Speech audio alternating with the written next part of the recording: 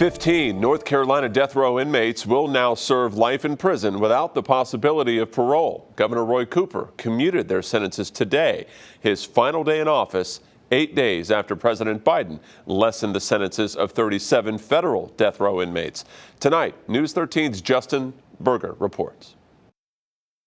These 15 men from across the state, sentenced to die following first-degree murder convictions, will now spend the rest of their lives in prison. I think is a sign that our nation and North Carolina are moving away from the death penalty. Jake Sussman is chief counsel for justice system reform at SCSJ. He's been doing capital work for a quarter century.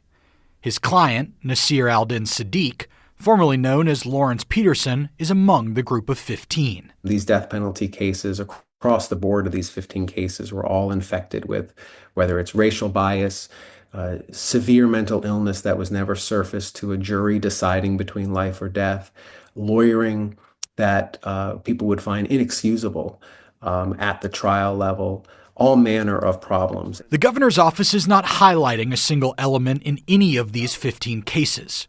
They listed these 17 factors they considered when reviewing petitions that include mental and intellectual capacity at the time of the crime, the potential influence of race, and adequacy of legal representation.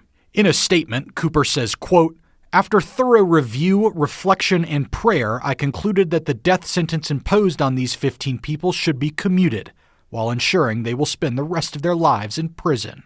The decision comes just 8 days after Joe Biden reduced the sentences of 37 of the 40 people on federal death row, including Richard Allen Jackson, the Buncombe County man convicted of raping and murdering Karen Stiles in 1994. Before Tuesday, North Carolina had 136 offenders on death row. Cooper's clemency office received 89 petitions, of which 15 were granted. The state has not carried out an execution since 2006. Justin Berger, News 13.